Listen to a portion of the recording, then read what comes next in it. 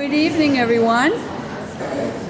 Thank you very, very much for taking time from your very, very busy schedules to be here this evening. It's great to see everyone. It's so nice to have these things in person after not having them for 3 years. Our last in-person parent meeting, information night, was 2019. It seems like so long ago. So we're very happy to be able to do this in person. First of all, I'd like to welcome you all to the HOD Day School. I know some of you have children that are in our school or at Freeman Kennedy, and many of you are first-time families coming to the HOD Day School in the Norfolk Public Schools. So we give you a very warm welcome, and we hope that we will have uninterrupted education while your children are here, no more pandemics or any other big interruptions. So we welcome you. Here at the HOD Day School, we have called ourselves a school family since we first opened our doors back in 1994. And we really mean that. We walk the talk and talk the walk, and we mean it in every which way. So we welcome you to our school family. We're so happy that your family has joined ours. First of all, I'd like to do some introductions of the people here, because here we look at it as a school family in terms of our team of teachers and assistants and custodians and the people who work in the office and the people who work in our kitchen. We all make a village that make all of these things happen at the HOD Day School. So why don't I start with introductions on my far right. We have our kindergarten teachers all sitting together, Team Kindergarten. So we have Mrs. Renee Previtt, Miss Samantha McCracken, Mrs. Jennifer Pfeiffer, Mrs. Kelly Kraus, Mrs. Ashley Ledger, Miss Kylie Day, and Mrs. Sonia Cataldo. And on my left, starting from my far left, we have Dr. Anna Tupper, who is our Director of Pupil Student Services. And we have Mrs. Stephanie Hennings, who is also Donovan, right? Her children are Donovan, in case you know any Donovans in town, who is the co-chair, actually the chairperson of our PTO this year. And she'll be handing that off to someone else, and she's here to share information about the PTO tonight. And then we have our two school nurses who job share. We have Mrs. Kathy Stepp, and we have Mrs. Ann Hurley, and we have our school adjustment counselor, Mrs. Carolyn Kelly. And then the person in search of technical assistance is Mrs. Kristen Jaffoon, who is our assistant principal. And from CPAC, our Special Education Parent Advisory Council, we have Mrs. Let's see, your first name is Kayla Costa. So she will share some information about CPAC. So we're going to start with Mrs. Stephanie Hennings, who's going to give us some information about the Norfolk Parent-Teacher Organization. Thank you, Mrs. Balfour. I hope everyone can hear me okay. I'll try not to scream. I have a very loud voice. I'm just here to talk to you a little bit about the PTO, what we do for the school, and the teachers, and how you can get involved. I think we are really trying to get out more in the community. We've had a rough couple of years of trying to do events for the PTO, just because we couldn't do things in person. Things looked a lot different, and people weren't really comfortable getting together yet. But we're back. We've had a very busy year. We've put some new committees into place, so we're always looking for volunteers. But some of the things that the PTO does as far as giving back to the school, we issue grants twice a year. So the teachers at both HOD and Freeman Kennedy can request grants for books or equipment for their classroom, special seating arrangements, and headphones, whatever it is that they would like for their students. And it can be teachers, it can be any of the resources at the school. So we issue those grants twice a year. We also have an amazing teacher appreciation committee that has been doing a great job recognizing our teachers and the rest of the staff, really for any occasion and any time that they need extra support. So we do spend a lot of time doing that. We will do scholarships for various field trips. We will provide funds for students to purchase books in the book fair, things of that nature. So any money that's raised by the PTO through our fundraising efforts goes directly back to the school, 100%. So the more money that we raise, the more we give back to the school. We meet with the school representatives every other month. And in the in-between months, we meet with all of our committee members within the PTO to try and plan what our next events are going to be. So we try and do a combination of fundraising activities as well as just fun social events to get the kids back together. We all know that socially it's been challenging for kids in this generation because they missed a lot of those primary years of spending time with one another. So we are trying really hard going forward to make sure that we're bringing kids together and families, because we all are still trying to meet one another in town. If you're getting kids that are just entering the school system, it is very hard to meet families, so we are trying to do a lot more of that. So we do send out a newsletter once a month. All of our features are also in Wednesday's Words that you will get used to seeing. I would say if you want to participate this year, the Color Fun Run is going to happen on June 2nd, and it is a fun activity for children of all ages to run around the fields at Freeman Kennedy and throw colored powder on each other and get sprayed down by the fire truck and eat free pizza. So it's a great way to kind of get back into the community and do a little bit of fundraising and get to know the rest of the members. So we have our meeting, I think next week is just committees, and then the following week we'll be at Freeman Kennedy with the teachers for our last meeting of the year. And I keep looking at Ms. Balfour because I can't keep thinking about this last meeting that we're having. So I do hope that you are all welcome to attend this year and next year. So any questions? Does that cover what? Good. All right, thank you so much. Okay, and we can't thank the PTO enough for all that they do for us. That was just the tip of the iceberg, what Stephanie shared with you. They just ran a fabulous book fair that raised a lot of money and also created a lot of fun for our children and parents to go shopping for new books. And we got a lot of donations for our classroom libraries too. So thank you for everything that you do. You learn a lot more about the PTO as the year goes on. Okay, thank you. Thank you. Okay, and Mrs. Costa, Kayla. Thank you. Good evening. Thank you. So the Norfolk Special Education Parent Advisory Council is a complete volunteer organization in town for anyone in HOD and Freeman Kennedy. It's run all by parents, and it's really here to be a great support system for any families that have children with all kinds of different needs.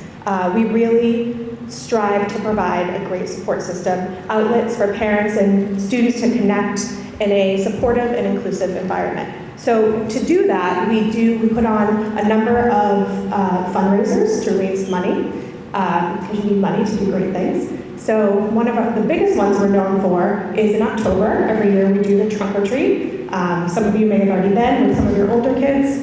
It's so much fun. The kids love it. The parents love it.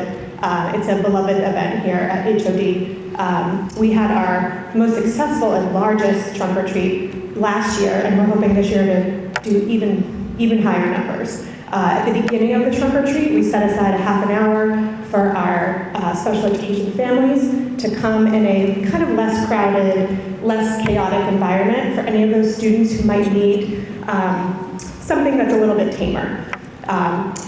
The rest of the evening is open to anybody in the HOD community, and we also include the third graders because they're still little kids from Freeman Kennedy. So that's one of our biggest fundraisers. We do other smaller fundraisers throughout the year. We just did a fundraiser with Rib Republic, where we had an evening where families from anywhere, in town, out of town, could order family meals and go and pick them up, and we got a portion of the proceeds. We raise those funds in order to, all year long, we provide different free of cost parent workshops. And those range from anything from social skills workshops, how to help your children who may need some extra support in social skills, to ADHD workshops. We just had a MCAS workshop earlier this week that was virtual in the evening. We had an executive functioning workshop earlier this year. They really span all different kinds of needs. We usually try to take the pulse of what the community at HOD and Freeman are, what the parents are looking for, and we try to focus in on that.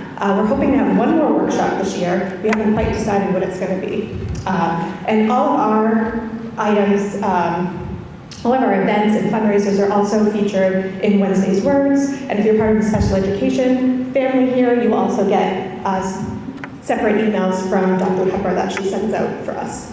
So again, we're here for any family, parent or guardian of any child who receives an IEP or a 504 in town. If parents have questions, need support, need outside resources, that is exactly what we're here for.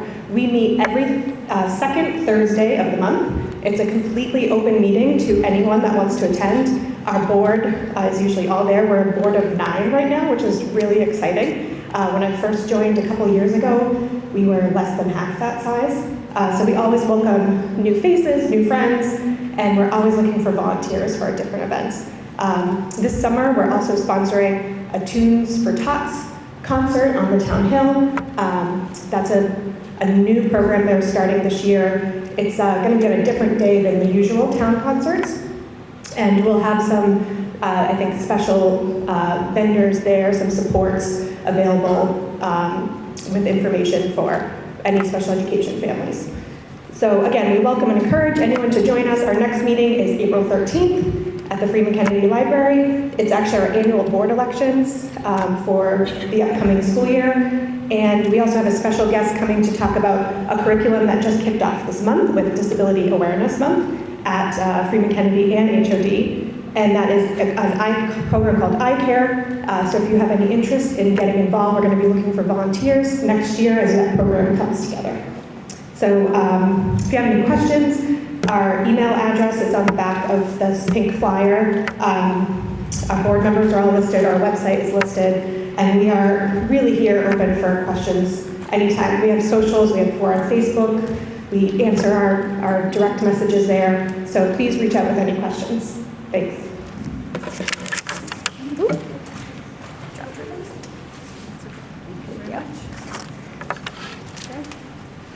Okay, thank you, Kayla. And you'll find that CPAC, as she said, offers many wonderful, informative programs. And even though they're the Special Education Parent Advisory Council, they're topics that are of interest to all parents and very, very informative. So make sure you look into those and participate. Okay, so the part I have is kind of the boring technical part of kindergarten orientation for parents, and it's just kind of from start to finish in terms of the paperwork, the registration, the technical part. So this is just a copy of the agenda that we'll be going over. You have a copy of the agenda that was on your seat. And then we have the steps to kindergarten. I'm just going to step over this way just a little bit. So first of all is to complete the registration form online. Those of you who are here probably because you know about this program tonight from reading the information online, so I'm sure that you have already done that. If you know of any neighbors or friends that haven't done that and have a child who will be coming to kindergarten, please urge them to do that because numbers are very important this year. We already are going from 7 to 8 kindergarten classes for next year. And for budget purposes, we need to make sure that we're planning appropriately. We have right now 158 children registered for kindergarten. Okay, so health and immunization, our nurses are going to talk about that a lot more, so I will leave that to them. We have tours of HOD that will be coming up. You will be finding out about those. If your children go to Norfolk Co-op, we automatically schedule tours for them. They come and they visit for a couple of hours. They come, they visit in the classrooms for about 20 minutes, And then we take them on a tour of the school. There's a question and answer period for them. They have a snack, and then they get to go back to school, to their school at the co-op.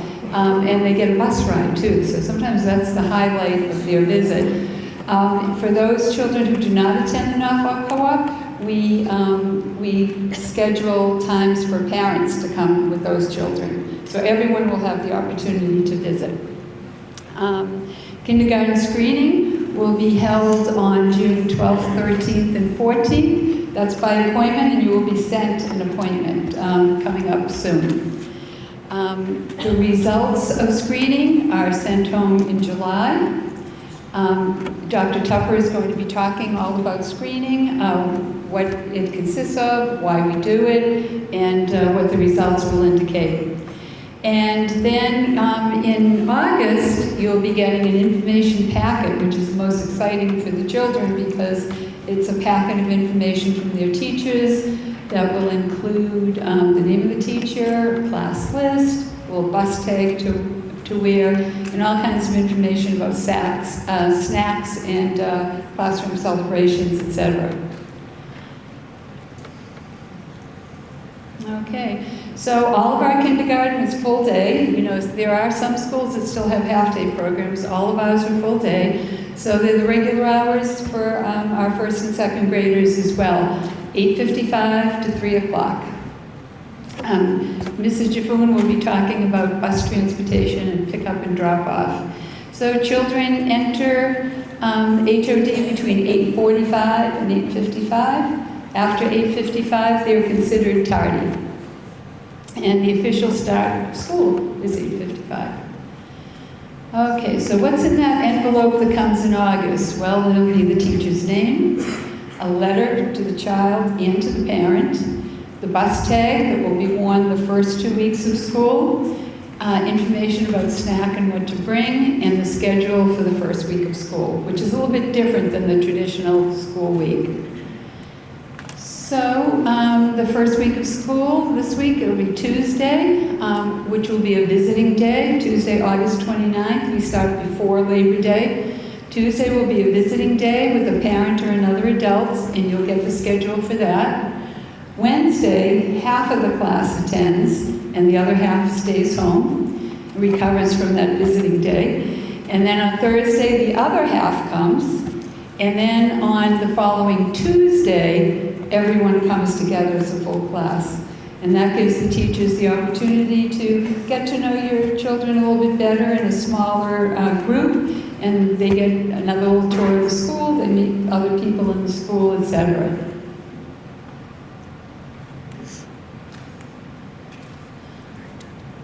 Okay, so we invite a Norfolk Cooperative Preschool and Story Heights Montessori School and parents. So there are 3 different groups that come.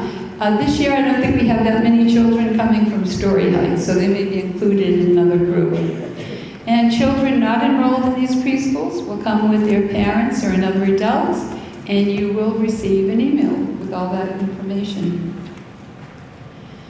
Okay, so later on, Mrs. Kelly is going to be talking about getting ready for kindergarten, but I always have to get a plug in here. The most important way to get ready for kindergarten is to read with your children.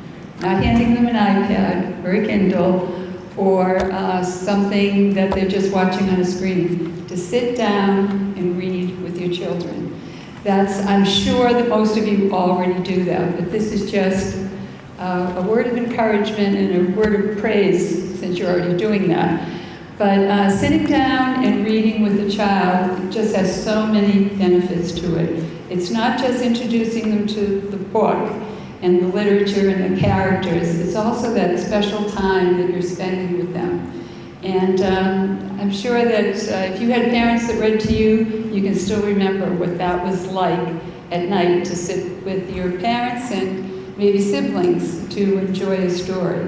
That's where I first learned to love books, and your children will do the same, and I know it will be a great way for them to get prepared for kindergarten. And I have to put in another plug, which is less screen time. You know, I know that different people have different ideas about what's appropriate for young children. As a person who's been in education for many years and has seen the changes over decades and seen the big changes over the past 10 years and the past 3 or 4 years in particular, we will just tell you, I think everyone up here would agree with me, screen time is not appropriate for any length of time. I mean, it's great to do those little interactive things. We all love movies to watch with our children, but we are really finding, and the brain research is really finding, that long lengths of time interacting with just a screen really rewires children's brains. Their brains are they're very plastic, they're very resilient, but it really does do things to their brains that make them think and act differently. So everything in moderation. It's, a certain amount of screen time is good. It's fun. It's fun for them to do with siblings and friends, but just not hours every day, right? Yeah. Okay. So that's my shameless plug for books. And now we're going to get into, it just says thank you for coming. Yeah. Shared reading. Shared reading, yeah, we were just talking about this, that shared reading provides modeling from the adults. It shows that you love books, and so they're going to love books because you love books. And it starts conversation and questions and increases their vocabulary and their comprehension. So, okay, so now we are going to go on to a little bit more technical information about health and what is needed for health records.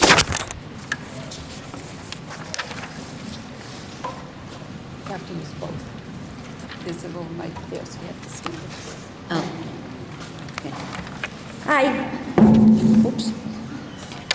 So we're talking about the things that are needed for kids to come to kindergarten, and we're talking about health information, basically.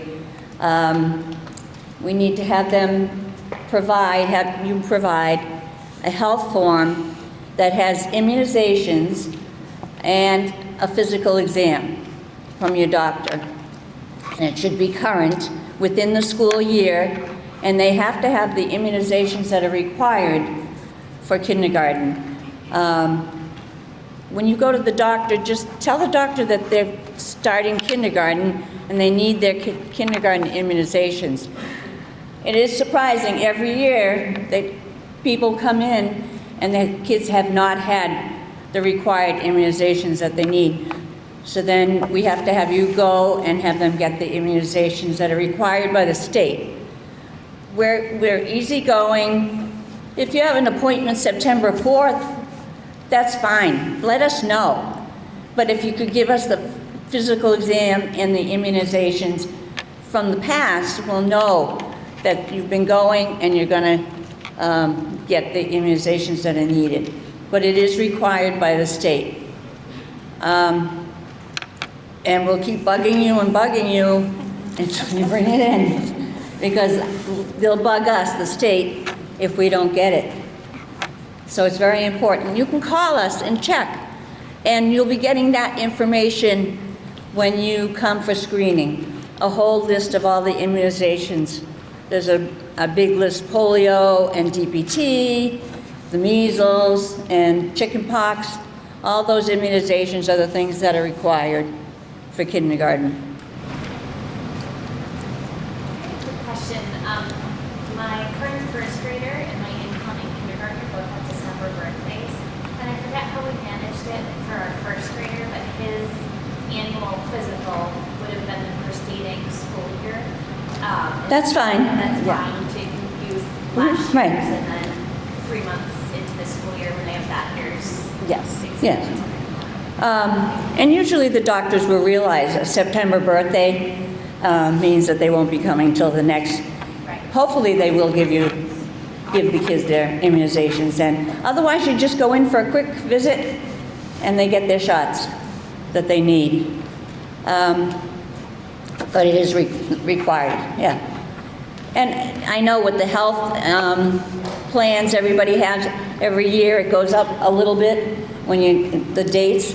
So, you're going in September, then it could be October, but we need to know that so that we know that it's coming and that you're going to be up to date. The other thing that we talk about are kids with special health needs. Anybody that has a child that needs to take medication at school, any child that has a medical condition, or a food allergy. We need to hear about, and if you contact us before school starts so we can talk to you about it and let you know what we need from you, what information from your doctor. We do have a food allergy plan for children who have allergies. We have, right now in school, we have 2 classes that are allergy-free for various children that have allergies to certain foods. And that would be because they have their snack in the classroom.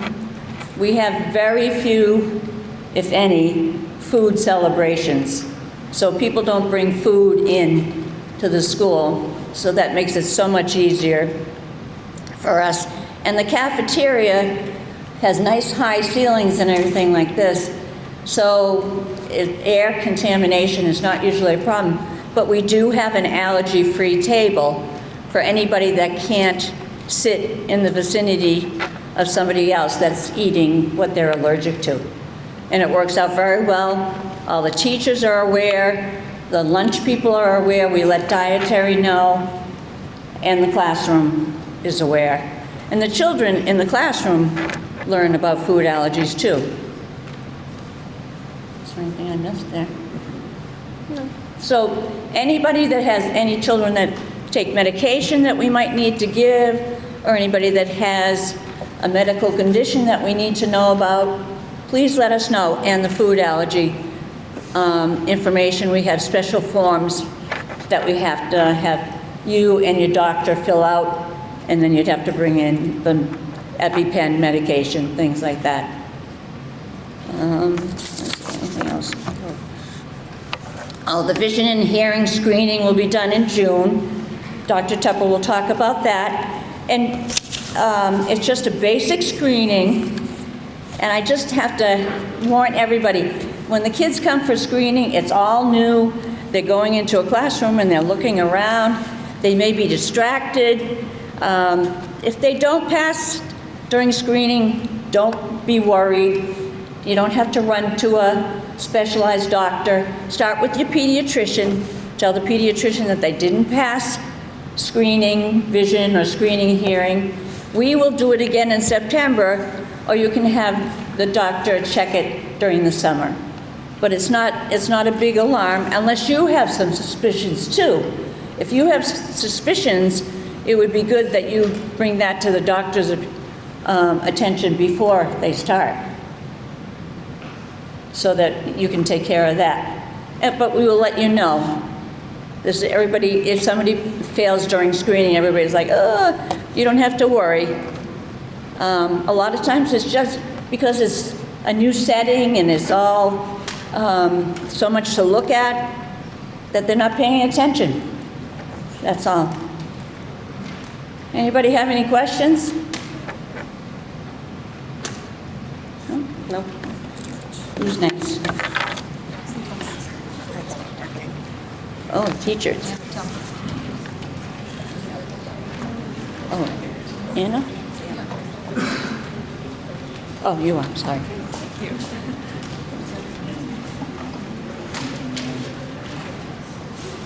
I'm coming. I'll get it up for you in a minute. Just give me 1 second. It's fun. Hi everyone, I'm Anna Tupper and I'm the Director of Student Support Services for the Norfolk Public Schools, and I represent the Office of Student Support Services, which means if you have a student who has special needs, or a student on a 504 accommodation plan, or if one of your children has English as a second language, our office is available to support your student and answer any questions in those particular areas. So today I'm going to talk a little bit about kindergarten screening that's completed at the end of June. We have 3 dates in June where you'll be signing up to bring your students into to be screened. So I want to talk first a little bit about why we screen. Massachusetts law and the federal law requires screening as a process to understand the development of all children who are participating in the kindergarten program.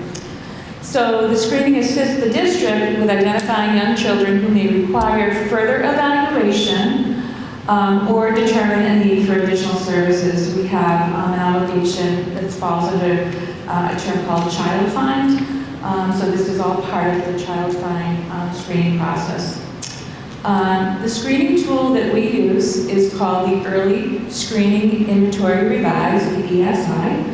And that is a standardized measure that we use to help support our screening process.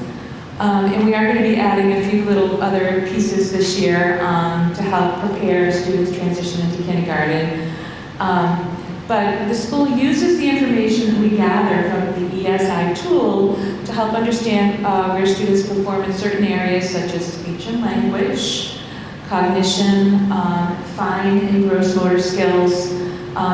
Ms. Turley just mentioned that there'll also be a vision and hearing evaluation that will be completed. In addition, there's a developmental history that parents fill out in addition to a parent questionnaire.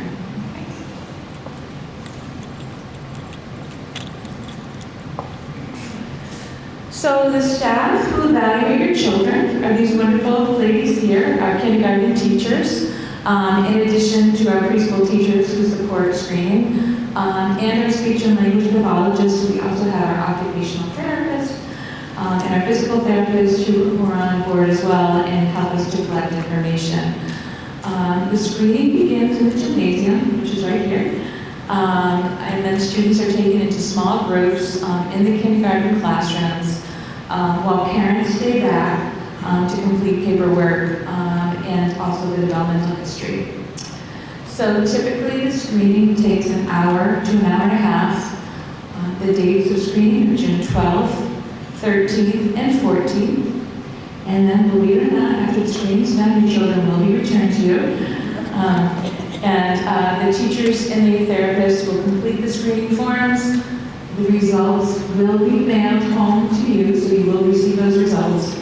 And the results indicate one of 3 particular action steps. Either A, your child passed, B, your child may need to be rescreened in the fall upon entrance into the district, or it will also indicate whether or not the district feels that a special education evaluation should be completed.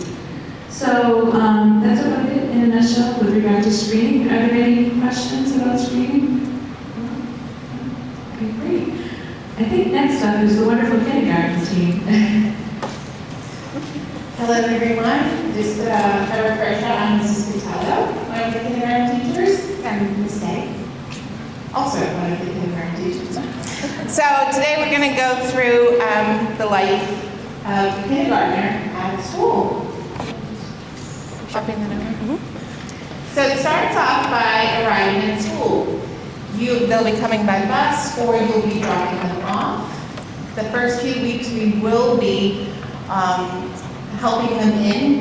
They'll be all hands on deck, so your child will not be dropped off by the front door and expected to find their classroom. There will be adults helping them to where they should be.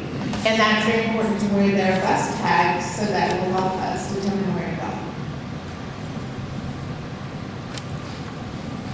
So if you choose to drive your child to school, there will always be staff members at the drop-off circle to open the doors, greet your children, help them to where they need to go, especially like she said, wear those bus tags the first couple of weeks because they may not know where they're going, who their teacher's name is. So that's very important to let all staff members know where to assist your child into school each day. So they arrive in your classrooms, they'll do a daily attendance usually, they'll unpack their bags, and we'll go into that in the next slide, but the teacher will greet them, and they will make their way into their cubby.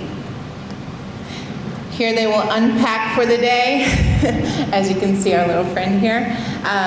Unpack their lunch if they're bringing lunch from home, or their snack for the day. They'll unpack their folder. There'll be a folder, a home school folder that will come back and forth. They will put that in a specific spot, and they will start their morning work. And I'd like to just add that that seems like so much for a little 5-year-old to do when they first come into school. And they're actually very capable of doing all of those steps. So to kind of assist with that, it would be great if you practice those things at home. Show them how to unzipper their backpack. So don't just buy the backpack the day before and throw it to them. Help them unzipper it. Help them, take their coat off, zipper their coat. Those are very important things because we do like them to be independent, and obviously we're here to help them, but those are just some things that are great if you're able to practice those things at home before coming to school. So kindergarten, even though there's a lot of academic expectations nowadays with kindergarten, activity time is a very special and important time of the day for your children. So there's many different areas of exploration when they come in to school each morning, whether it's a tabletop activity, a puzzle, just many different choices for your child to come in, socialize, get adjusted to the day, and ready to learn. And before we move on, just going back to the unpacking, to save everybody a lot of frustration, I know advertisers like to advertise these cute little kindergarten backpacks. They're usually not big enough. So get a full-size backpack, because once winter comes around, you have the folder, you've got your snack, you've got your lunch, you've got hats, mittens, extra sweater, extra sweatshirt. It becomes very cramped in there. Am I allowed to change? Yes. So here's just activity time. We have Legos usually, we have educational games, we have crafts sometimes during activity time. It's a fun time for the kids, but it's also, we always learn something out of it. In kindergarten, we learn through being social, and this time is what we use that for. Again, we're still in kindergarten, so dramatic play is something that we really want to incorporate into our day. The kids love it. We have a bunch of different things.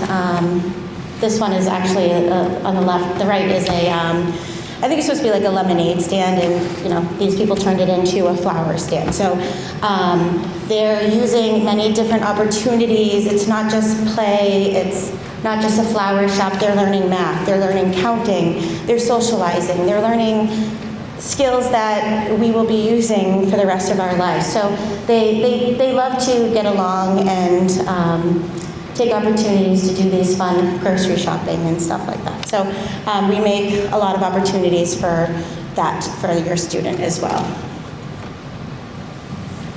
Rep time. This is usually first thing in the morning or after the activity time. This is where we do calendar, and we incorporate a lot of math during this time. What day are we on? How many days do we have left? We count on the calendar. We learn about months. We learn about days. We usually have a hundredths chart. We also say the Pledge of Allegiance. And that's kind of where we get grounded for the day and kind of prepare for a fun, exciting, and busy learning day. Who doesn't love snack time? So the kindergartners get snack every day. We usually ask for you to kind of give one healthy snack. Are there Oreo cookies? Sure.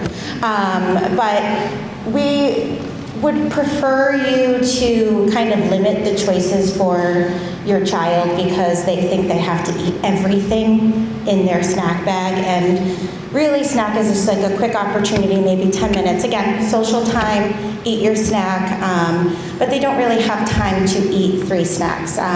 So I do understand kids are picky eaters, and you do want to make sure that they're filling their bellies, but I promise you that like 1 healthy snack is plenty for them to kind of make it through the rest of the day. Math centers. So we do a lot of center work in math, and it's usually small group. It helps us focus on the concept we're working on, whether it's shapes, whether it's measurement, whether it's addition, or just number knowledge. So there will be games incorporated in that. There will be teacher-led centers. There will also be independent centers. Those might be iPads, those might be math games.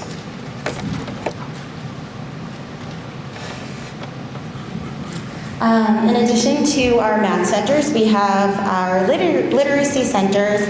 Some of the expectations for that might be whether it's writing your letters or practicing your letter sounds, matching uppercase with lowercase as the year goes on. Sometimes it includes rhyming and reading words. Like these children will be reading when they leave kindergarten, believe it or not. So it's a great way, again, Mrs. Balfour said, read at home. That just kind of fosters that love of learning and that love of reading. So when it comes time for literacy center time, they want to do it. They want to be engaged, and they, will have fun with it. Art center. So we do still enjoy art in kindergarten. In kindergarten, we do have art classes as special as well, but in our classes, we will be doing monthly art crafts, sometimes 1, sometimes 2, and sometimes many. It depends on the month, and it depends on what we have to get done for that month. But it's a fun time. We practice scissor skills during that time, gluing skills, sorting skills, and then also just fun, do whatever you want skills. One of our programs we use here at HLFA is Handwriting Without Tears.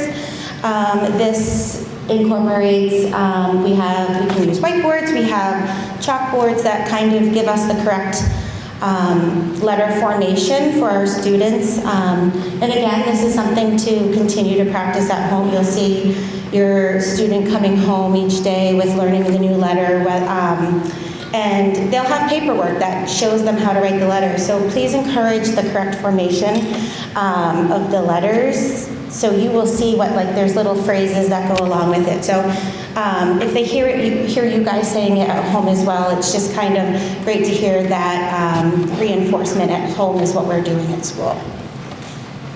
And also to add to that, something we unlearn, we have to unteach them, is starting from the bottom up. Letter formation starts top down, and so that's something that we work on from the start. Independent reading. We won't do this quite yet in the beginning of the year. This is more towards the middle of the year. Once we have the alphabet knowledge under our belts, some sight words, and we learn some CVCs, they will start having time to read by themselves during Reader's Workshop with books that is at their level. So they'll start with, easy books that mostly has sight words in it. And so it's words they know, and easy decodable words that they can decode. And then from there we will kind of grow. Their reading will grow, their independence and their stamina for reading will grow. And along with Reader's Workshop, we have Writer's Workshop. Again, we start off slow, developmentally appropriate for your children, whether it be learning how to draw a map man, which are people, or even just the letter formation. They write true stories, they write how-tos, we have labeling units, so they become authors of all genres, and it's actually really exciting to see them grow and become those writers. And then Open Circle, this is an SEL curriculum that we have to talk about those everyday problems that children face and those skills that they need to problem solve. And simple things like saying hello and looking somebody in the eye. And when you say hello, how do you receive a compliment? These are things that we don't always think about teaching students, but they actually do sometimes need that explicit teaching. And this is a time that we use it with this curriculum. Open Circle also is kind of our time to talk about any particular problem we might have in the classroom. If, for example, I have a problem with playing soccer and sharing the ball on the field, I might call an Open Circle and talk about how do we problem solve this? This is a problem. How do we identify that problem? And so this is a time where the students really get comfortable in sharing their feelings and come up with pretty amazing ideas of how to problem solve. Okay, children's second favorite time of the day, lunch. Students have the opportunity to buy a hot lunch at school every day, or you can pack your child their own lunch.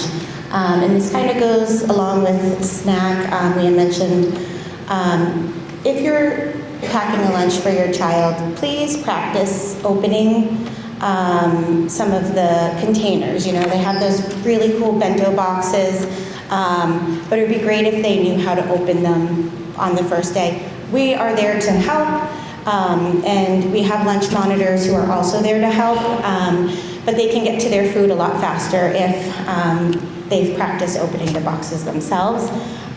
So the students can, again, bring lunch, but also buy a hot lunch, and they really do enjoy doing that as well. There's typically, I think, 3 lunch choices each day. 3 or 4. Yeah. So again, they enjoy that, and you can also have the option of buying just milk if you don't want them to buy a lunch and you have them bring their lunch. They can also get a milk as well. Do we know And this about the cost? Just you can. Yeah. The last 2 years, lunch has been free, and we just don't have the information about what's to come for next year. So as soon as we know, we will be sharing that with you. Yes. In the last 2 years, when kids had to purchase it, is it like an e-wallet, like the way the book fair works, Yeah. or do they actually bring cash? Both. Yes, you. Before it was free, you had the option of bringing a Ziploc baggie with cash, or there was an online system that you can deposit money in, and they have it on a computer. So rest time. So every day we have a little rest time. I can tell you most of the students don't really just sleep, but it is a brain break. It's a time when we take a break because we do a lot of work, a lot of hard work, and the stamina, especially in the beginning of the year, it's kind of hard to get them through that day. But even to the end of the year, they kind of need that brain break in that day. And I'll add, that's usually we ask you to bring a small towel or a small blanket. Some students have brought in king-size blankets, and they think that they can claim that space in the classroom.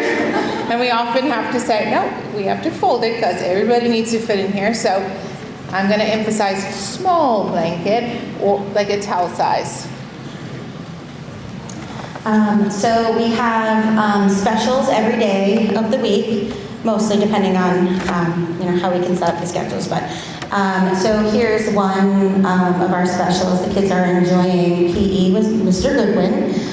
We currently have 2 PE teachers, but this is just one of the many specials that they get to experience during the day. And that's what they do in PE. They pose like that. All right, then we have art class with Mr. Riley. This is once a week. It's one of the longer specials because they need a little extra time to get all that artwork in. Mr. Riley has some amazing pieces that he does with them. Some are theme-based for the year, but it's beautiful art. And others is pretty amazing when he teaches them about the artist and some history behind it too, and the techniques of artists that he's able to teach these kindergartners, and it's pretty amazing what they take away from it. We also have library every week, where the students can come, hear a story, choose their own library book to bring home. They get to keep it the full week, return it on their library day, and they can check out another one. Music with Mr. Iskalai. Mr. Iskalai has quite the collection of musical instruments that the students really, really enjoy.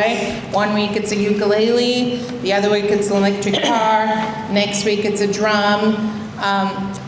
He also helps us with kind of chorus. At the end of the year, we'll usually have a show for you with singing, and Mr. Iskalai kind of has his hand in that and helping us prepare the students for that.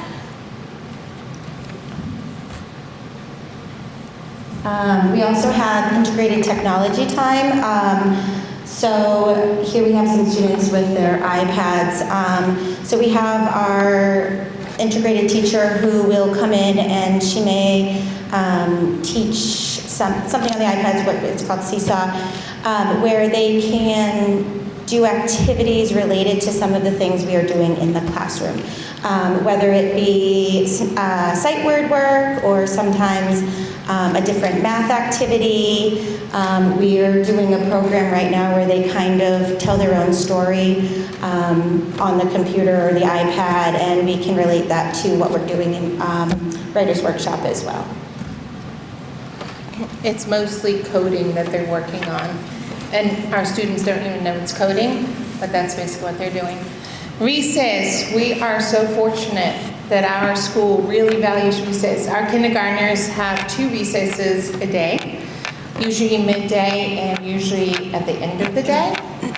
We have a beautiful playground up front. That is the playground we will use for our kindergartners. And we usually go with 1 teacher per class, and we supervise. We also open that opportunity in the first recess for parent volunteers. So if you want to come help and see what they do during recess and help kind of keep an eye on them, that's something you can definitely do. And it kind of goes hand in hand with lunch. So you can come help with lunch and then do recess duty as well. And that's our program.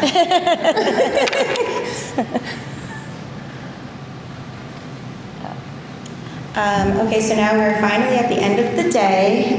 You guys as tired as I am. So it's great that the kindergartners walk themselves down to the buses each day, but again, the first couple weeks of school, it's all hands on deck. They have their tags. Everybody is available to help make sure your child is getting home the correct way, the safe way, and they are where they need to be. But we always call the kindergartners to their bus line first.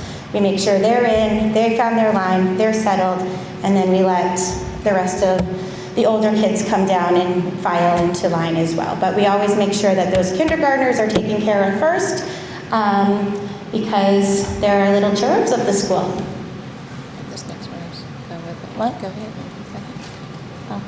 And so this is what they look like when they are in line. We have teachers who hold up their bus numbers, and they make sure that, again, the kindergartners are first. If there's, a first grader or second grader who made it down before some of the kindergartners, they make sure that those kids with the bus tags are there first, so that they're not separated from their peers, as they do have the front spots on the buses. So we really make sure that those kids are really taken care of, they know where they're going, and they feel comfortable. Is that it? And that's it. All right. Yes. Yes, I have a question. So, that was classes. What is the bus that the kids take? What if I'm dropping in, dropping out? Is Faith say the bus? Yes. So what if I'm coming to pick her up and she sends me the bus?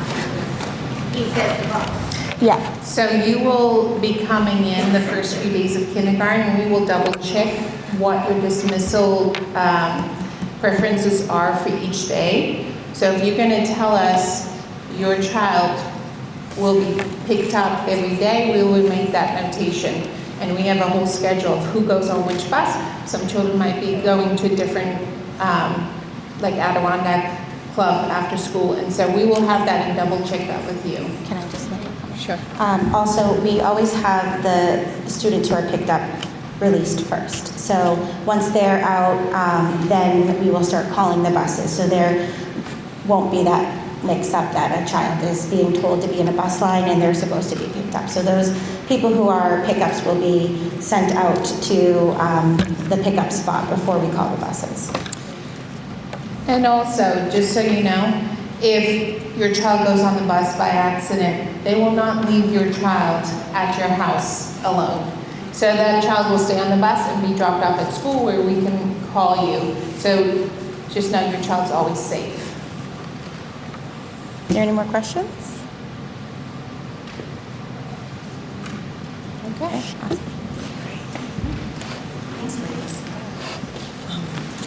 Good evening, welcome to HOD.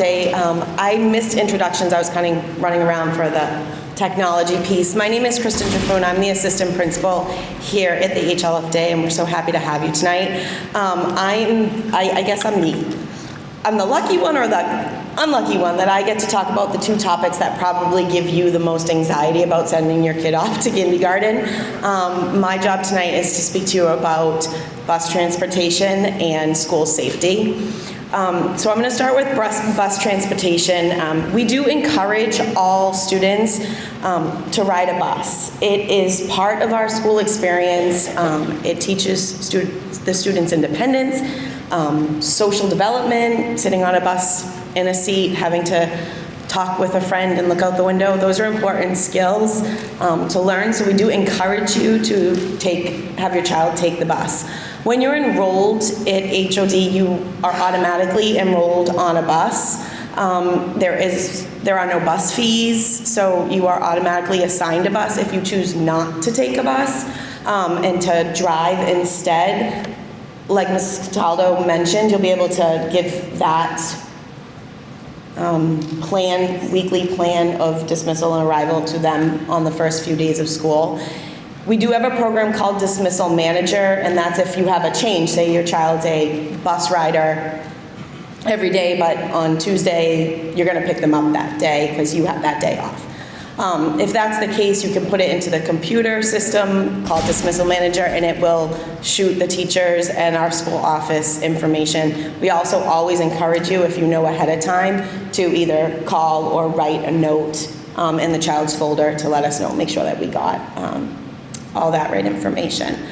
The Norfolk Public Schools for our busing company is the Holmes busing company. It's actually located right here in Norfolk on Myrtle Street. Currently, and in the last few years, we've had 14 buses that come to HOD in the morning and in the afternoon. All of our buses are supplied with video and audio, all of Holmes buses. There will be maybe a day that a bus breaks down and they're on a an extra bus that might not have cameras and video on it, but most of the time I'm able to see what's taking place on the bus and hear what's going on the bus as well. As the assistant principal, that's my job. I am the liaison for Holmes and the liaison to you guys for any bus transportation issue, and I'll communicate it with the teachers. I'll handle any types of challenges we're having on the bus with students, and so I really encourage you that if your child's taking a bus and there is a challenge, then to reach out to me quickly, because most of the time I can't fix a problem if it happened a month ago or 2 weeks ago, but if you tell me right away, I'm able to get on there, watch the video, put some supports in place to make sure that everybody has a safe and comfy ride to school and home each day. We do share our buses with Freeman Kennedy. So that means that our students will be riding K to 6 ride on each bus. How that works is that HOD sits in the front half of the bus. So all students, kindergarten to second, sit in the front half. Each row is designated a grade level. So kindergarten has the first 2 rows of the bus. Then first has 2 or 3 depending on the size of the bus and how many kindergarten, first grade, and second grade there are. We do our pickup and drop off a little bit differently. Half the buses arrive at HOD in the morning first, and then they drop off at Freeman, and then vice versa. The other half drops off at Freeman first, and then our kids are dropped off after that. And the same is for the afternoon dismissal procedures as well, where we'll get half the buses first, half will go to Freeman, and then they'll switch. The bus routes, so you'll be notified once the bus routes are established, probably early August, you'll get an email that will give your bus assignment, the bus route, and the general route start times. It's, a good recommendation that for the first couple of weeks you give yourself an extra amount of time in the morning. It does take a few weeks for our buses to get on a roll, and where you'll have a little bit more of a consistent route time of when they'll be at your stop. Not all of the stops are at everybody's homes. There are communal spots in your neighborhoods, and those will all be labeled when Holmes has the routes ready. You'll get an email with all of that information. You'll also get a bus tag that in the packet that our staff sends you, and the teachers have really encouraged you to have your children wear them every day. It's the way we can label our kindergarten students as they're coming in and making sure they get to the right places. And those will come, if they come, most likely our packets will go out before Holmes has the routes established. So if the bus tag is empty, don't worry about that. You'll fill it out when you meet with your teachers in the first couple of days of school. I'm just going to make sure, since I know it's a lot of information coming at you, that we give you all of the information you need. Our arrivals and dismissal procedures here are really a well-oiled machine. It doesn't seem that way with little guys, but it really is. The cars for drop-off and pickup will come as you enter our campus. They will go to the right and cars go around. Buses stay straight. There's a little metal gate there during school hours. That gate is closed so the children can safely cross over into our beautiful playground. But once the arrivals and dismissals start, those gates will open and those will only be for the buses. That's where we load and unload buses. It's all hands on deck for the first few weeks, greeting children, making sure they get to the right places. But after the first few weeks, they're pretty good at getting down. But we always have staff in the hallway making sure we're getting the kids exactly where they need to be as they come off. We have staff on duty. In the morning, they'll always be greeted by a staff member from your car or from the bus. And then in the afternoon, as Miss Day said, kindergarten students are escorted to the bus lines first. Then the first and second fill in behind them, and those are our bus tag signs. They follow right onto our bus. We make sure they get seated safely, and then the bus will start over to you. It's really, really important to know and to say, they will not drop your kindergarten student off at your bus stop without you or your designated adult for that child. If they get to the bus stop and you're not there, or whoever is getting your child from that bus stop, they'll stay on the bus. That is strictly for our kindergarten kids. They'll stay on the bus, they'll call over to our office and tell us that who they have still left on the bus, and we'll call you and you'll have to come and grab them from the office. The bus drivers are really great in that they start to really get to know you, your kids, your bus stops, who they're friends with, who they like to sit with, and we encourage them to get to know the kids on a personal level. I am the liaison for all the bus drivers, and the bus drivers are trained by Norfolk Public Schools in the very beginning part of the year. And I speak to bus drivers every morning and every afternoon to be checking. I check on the kids, how things going, are the routes going okay? All of those things come through me. So before I move on to school safety, any questions about bus transportation? Do you have bus tags for children who are drop off as well? Yes. Yeah. as they come out through the car, so they're in the roundabout, and when you drop off and pick up, you don't get out of your car. We open the door and your student jumps out. So it's really important that once they leave, whoever gets them from the door to the sidewalk, that we know who they are. Their bus tag will have their name, their teacher, address? No. Yes. Yeah, address and their bus assignment. So the address is there so that the bus driver can get to know their stop as they go. Any other questions about bus? Great. So I'm just going to move on before I turn it over to Mrs. Kelly about school safety. We take school safety extremely serious, and it's our utmost importance. All of our exterior doors are locked at all times. We never allow propping of doors. They're never allowed to be propped open. All staff carries badges and fobs to let us into our building during school hours. All of our staff is quarried and fingerprinted before hired. And we also ask that all visitors coming to our school come through the main office, the main entrance of our door up front. You'll notice if you've come to our building before that that's a double entry. So what that means is when you come to the door, it will be locked because all of our doors are locked, as I said. You'll buzz the buzzer. They'll let you into the vestibule, but you'll be locked in there. You won't be able to get into the building or into the office until you buzz, until they see you and you're buzzed into the office. You'll never be allowed to go into the building without checking through at the office.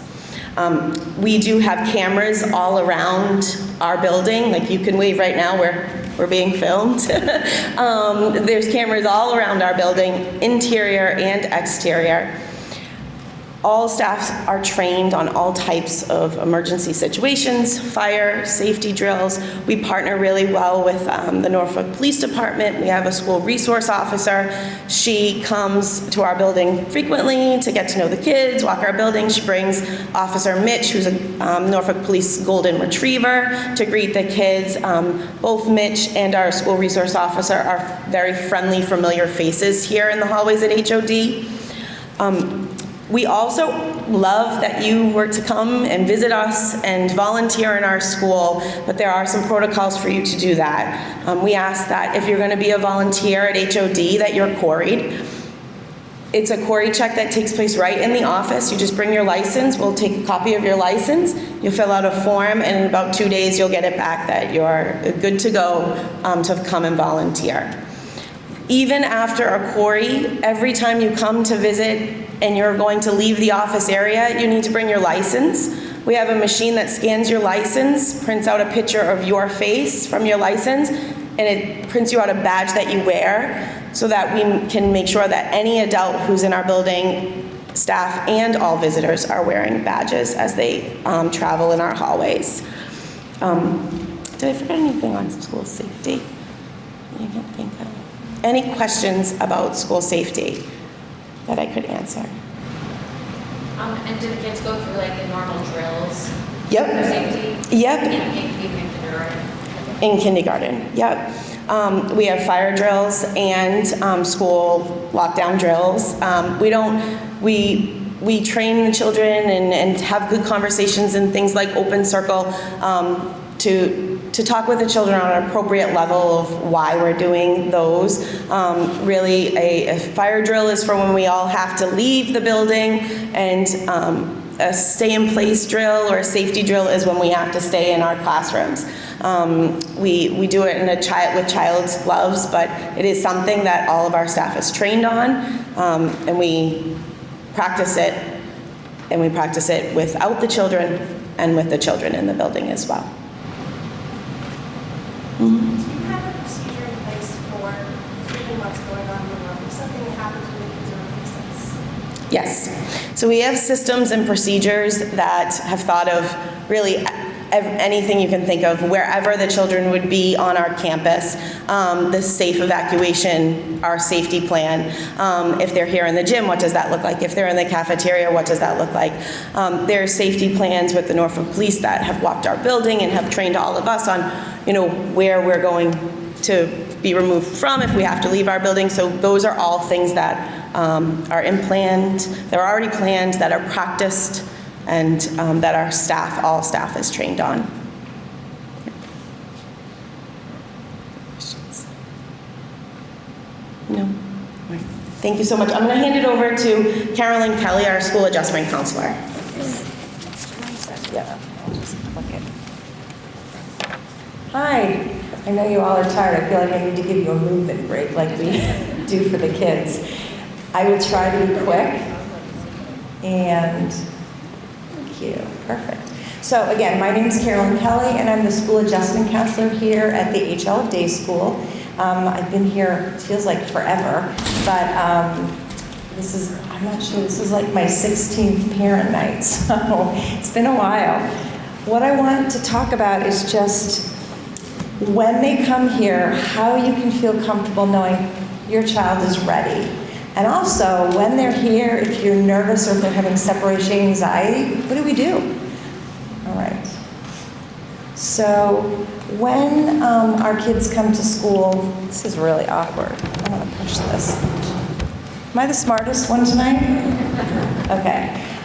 So kindergarten prepares the children for the more structured academic environment of first grade and beyond. And they're learning, rigorous learning in kindergarten now. It's so different from when I was in kindergarten or you were in kindergarten. But it's really where the psychological process of learning begins in earnest.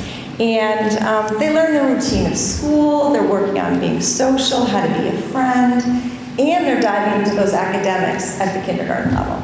So we expect the kids who enter kindergarten to be active. We know they're going to be active. They're 5-year-olds, right? They're going to be curious, hopefully very eager learners. But we also are looking for kids who need to build stamina. Do they have the stamina? Are they able to keep trying? Are they able to keep trying if it's tricky? Are they determined? Those are some things that, we want you to think about too. That's part of what we're teaching them. Growth mindset, keep trying. And this is the foundation for their formal education, so we want it to start really well. All right. When you think about kindergarten readiness, you will find there are a myriad of checklists out there. So how many of you have seen some of those checklists?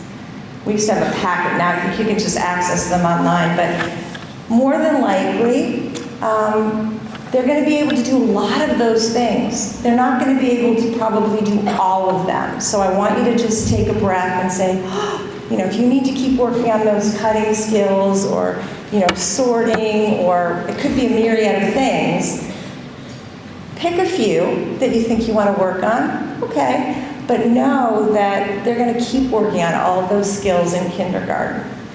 We meet them where they are. We meet every children when they walk through that door.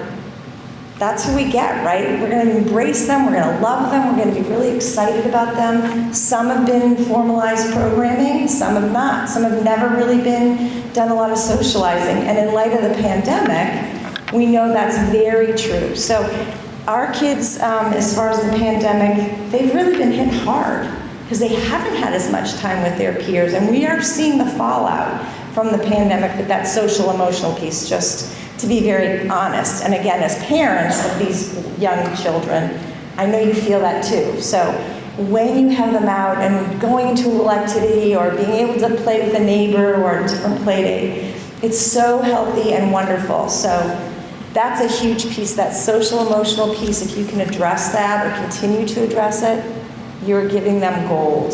I will say, when we think about kindergarten readiness, it's so important to really have that conversation with their preschool teachers if they're in preschool.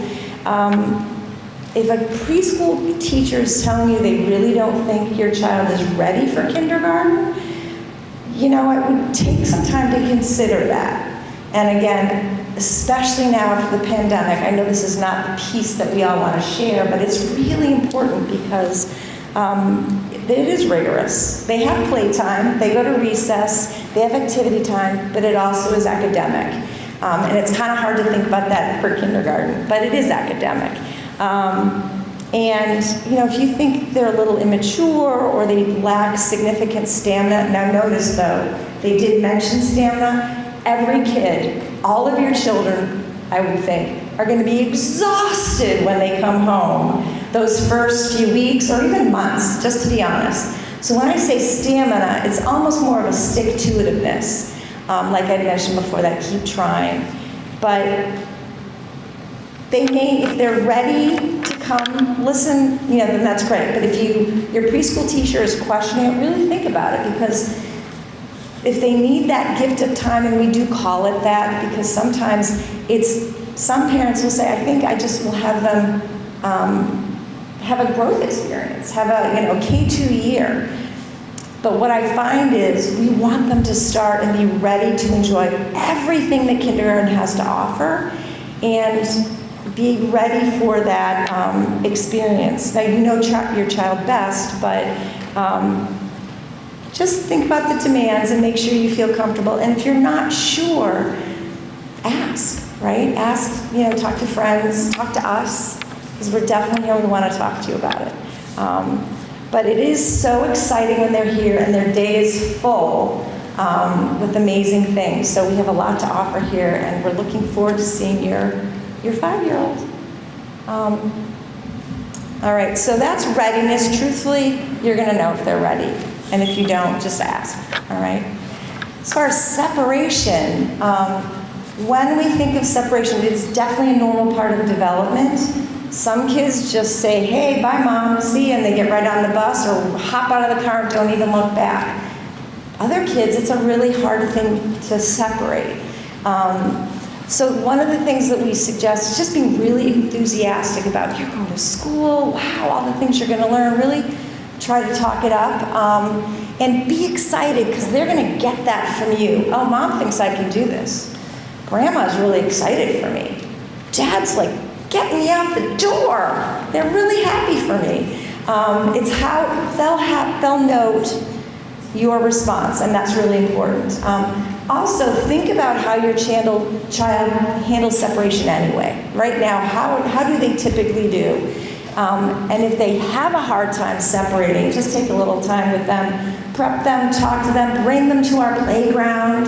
They're going to come here for that screening day. They're going to have a visitation day.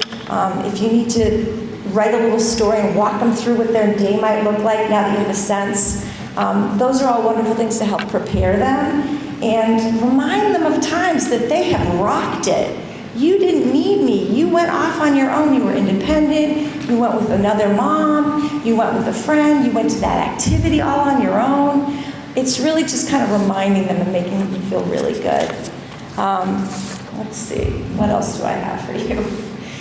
So things that you can do to help your child with the transition. Arrange a play date with another child in class. When you see when there's a class list, wow, if you may know someone in your neighborhood, you may know a friend of a friend, try to get them connected if you can. I know it's new for kindergarten, you might not really know people. This is usually when you start to get to know the friends, your friends become your kids' friends, parents, right? But take some time if you know a neighbor. Go to our playground again, and this is like their school. Help them be really proud and say, that's my playground. I'm going to that school. You know, when they drive by, that's my school. Build that excitement. Read books. Here we go again. Read, read, read, read, read. That is such a wonderful thing. And tell them how exciting it is. They're going to be reading in school and being with their friends. I always say this every time I give this presentation, and I always crack up that I'm even telling you to do this, but start daily routines that will build continuity. I say that in tongue-in-cheek because I have to confess, I'm never very good at that with my own kids, or was. But if you can do that, let them pick out their clothes ahead of time, pack their lunch or snack with you, plan out what they're going to do, begin an earlier bedtime several weeks before. That's a big one, actually, because that stamina piece, if you can do it. If they're going to have a slightly earlier bedtime in the fall than maybe in the summer, I would shift it a little bit earlier than a couple nights before school, if you can. And again, I did not follow my own advice when I had my children going through school. But, and again, it's to help them, we're building that excitement, building some connection, letting them know, you got this. They're going to be a part of the process. All right. So for the first day or a few weeks, put aside a little extra time in the day just to chat with your kiddo. But just chill, not like, just say, wow, did you learn something today that was really cool? What did you like today? Just very positive.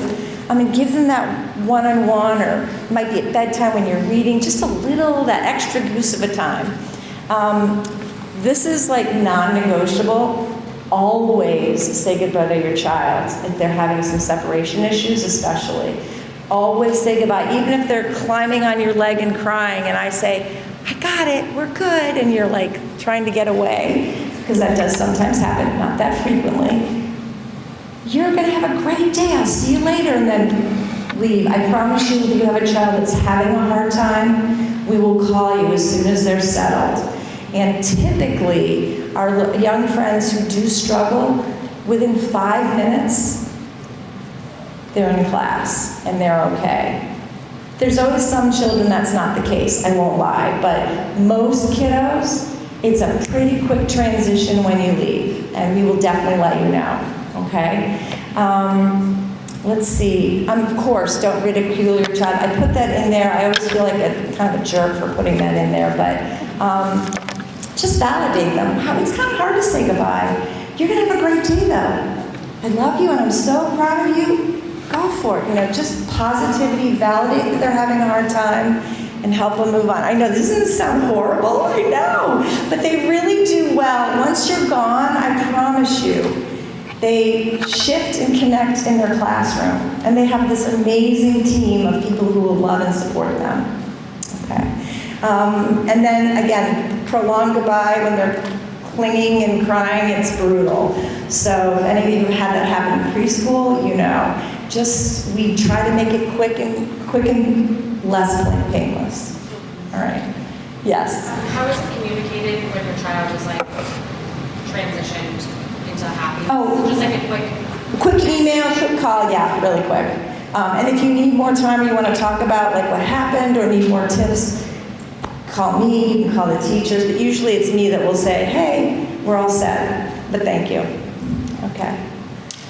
All right. So I wanted to tell you a little, actually I'm going to pause for a minute. Any questions about separation? Any concerns around that? No? Okay. It's big. I was the mom, even though, I'm a counselor. I was the mom with my first who had significant special needs, who drove behind the bus. I do not recommend you do that. It's totally neurotic. I had another friend and I, we were sort of doing it as a ha-ha, but I was like, where's this bus going? It was kind of new to Norfolk and I wasn't exactly sure, so. But don't do that. You don't need to do that. Our bus drivers are great. We're going to take great care of your kids. All right, I'm going to give a little plug for something that I do, and I'm sorry if I'm talking a little too long. I'm going to try to speed it up. I do run lunch bunches at school, and they're small groups, and lunch bunch, snack bunch, sometimes other groups, where they're throughout the year.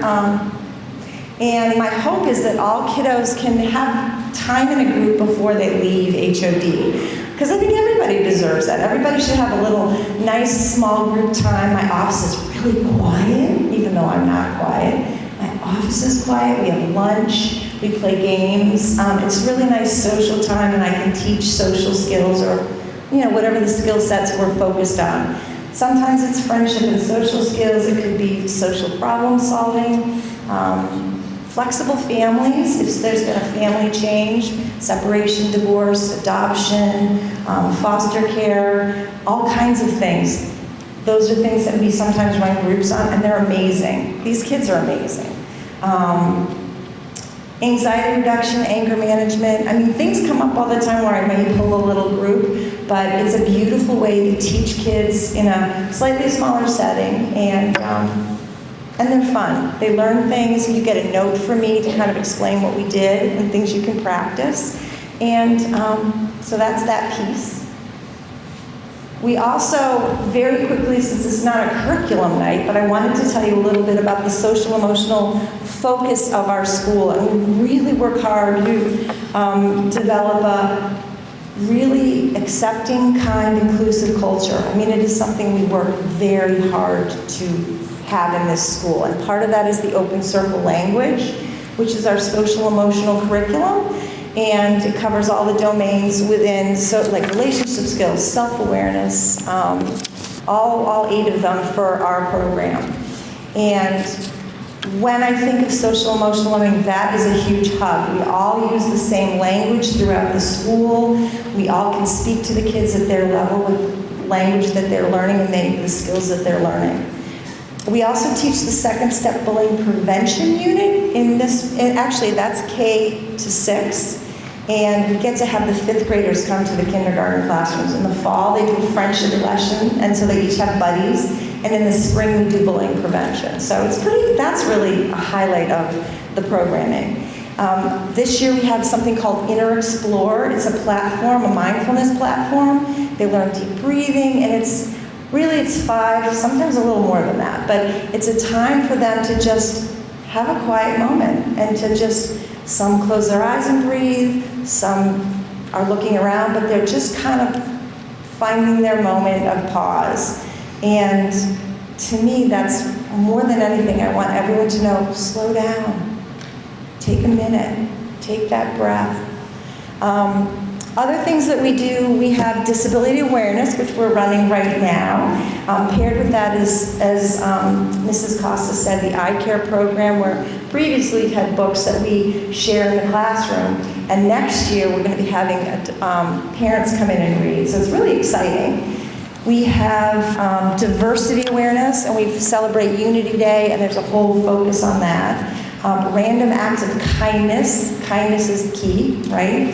And then we also do social greeting, which we call the Eyes and Highs program, knowing that with neurodiversity, some children are not comfortable looking someone in the eye, or maybe some children can't or don't say hi. It's however they're able to, kind of maybe a nod, maybe a wave, maybe they do say hi, maybe they do say hi and look in the eye, but it's building that way of social greeting. So those are some of the things that we do at school that I think make a difference because it's whole school. And some of those are also all district.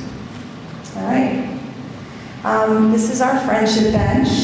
And I have to say, HOD, it's a great place to be. We love this school, we love our students, and we are a school family, and we are delighted to have you and your child joining us, joining our school family. So my last slide I always love is what's next?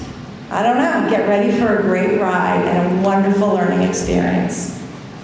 Thank you. Anybody have any questions?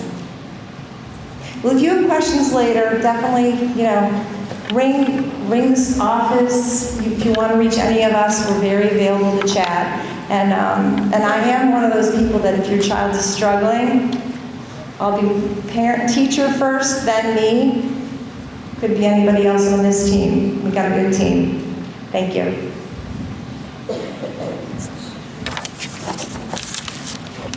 Okay, anyone have any general questions or any questions that have come up along the way that you haven't asked yet? Okay, I guess we gave them everything they needed. Okay, great. Yeah. So, okay, well, thank you very much for your attention. Don't forget to read with your children, put those devices aside, spend time with your children. One more shameless plug, but you'll only be 5 once, and you don't want to miss a minute of it.